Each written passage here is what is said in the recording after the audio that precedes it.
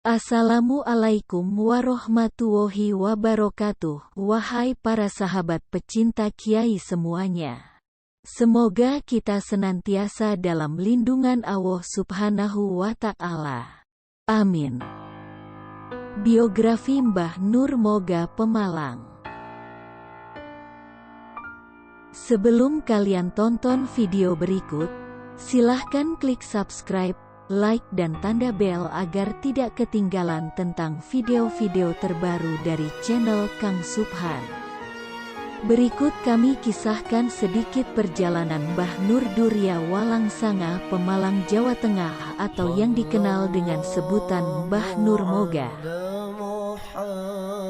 Haji Nur Durya bin Said lahir pada hari Jumat tahun 1873 yang akrab dengan sebutan Mbah Nur Walangsanga ataupun Mbah Nur Moga adalah sosok penuh semangat dalam beribadah, hidup zuhud dan sederhana.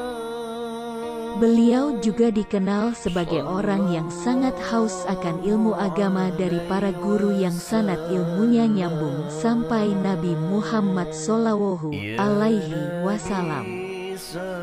Spiritualitas Mbah Nur sangat nyata, sholat berjamaah tak pernah beliau tinggalkan.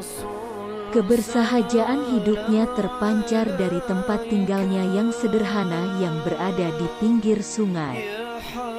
Rasa ingin tahu yang sangat besar, Mbah Nur kecil memiliki semangat yang luar biasa dalam menimba ilmu dari banyak guru dan kiai yang beliau datangi walaupun hanya sekedar menimba ilmu kehidupan. Di antara guru-guru beliau adalah Kiai Muslim Benda Kerep Cirebon, Jawa Barat, Kiai Kaukab bin Kiai Muslim Benda Kerep Cirebon, Kiai Wahmuka, Kiai Jami Banyumundang dan Kiai Dahlan Purbalingga.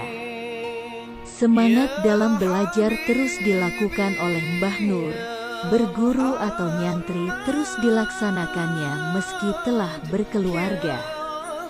Beliau juga berguru kepada Syekh Armia Cikura Tegal dan Kiai Said bin Syekh Armia Giren Talang Tegal.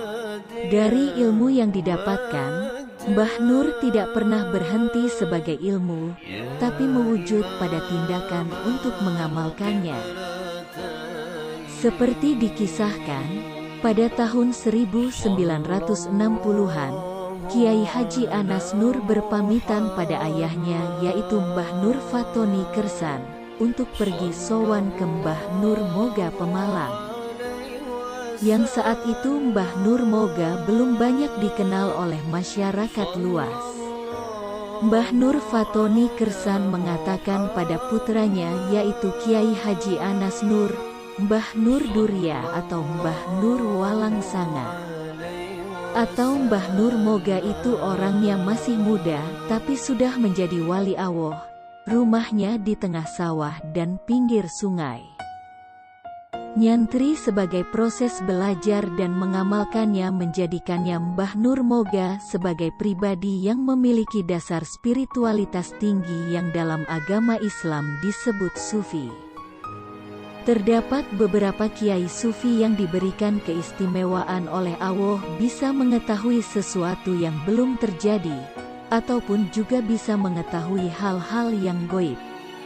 Mbah Nur Moga adalah salah satunya. Karomah yang beliau miliki adalah bisa mengetahui sesuatu sebelum terjadi, bisa melihat sesuatu yang pasti akan terjadi. Sholat berjamaah tidak pernah beliau tinggalkan semenjak kecil. Demikianlah yang diajarkan oleh orang tuanya. Bahkan Mbah Nur kecil saat menggembalakan kerbau milik salah satu warga desa Walangsanga. Selain sholat berjamaah, Mbah Nur juga mendawamkan atau melanggengkan wudhu.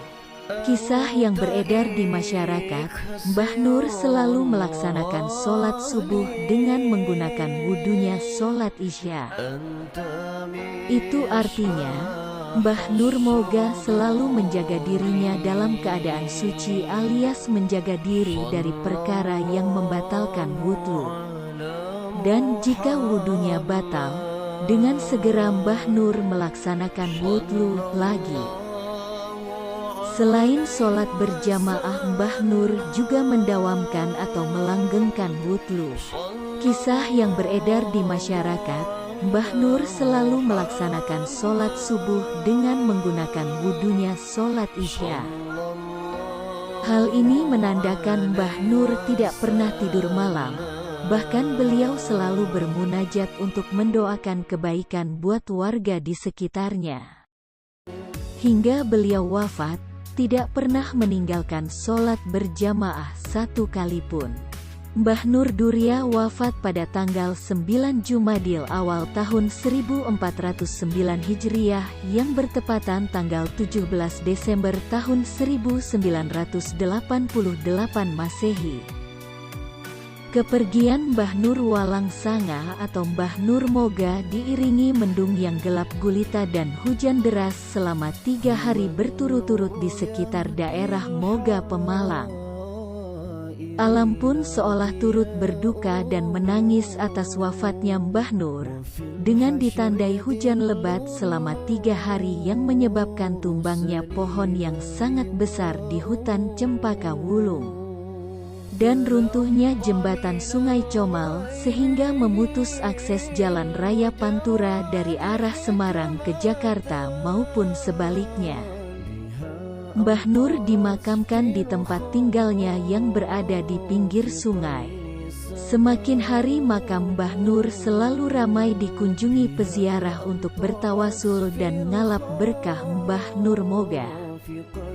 Demikianlah para sahabat pecinta kiai, dengan adanya kisah teladan dari Mbah Nur Moga tadi, semoga kita bisa mengikuti amal baik beliau dan semoga kita semua mendapatkan keberkahan Mbah Nur Moga. Amin. Tak lupa saya ucapkan terima kasih pada para sahabat atas subscribe, like, komen, dan share link videonya. Semua ini merupakan bentuk sedekah tanpa lelah.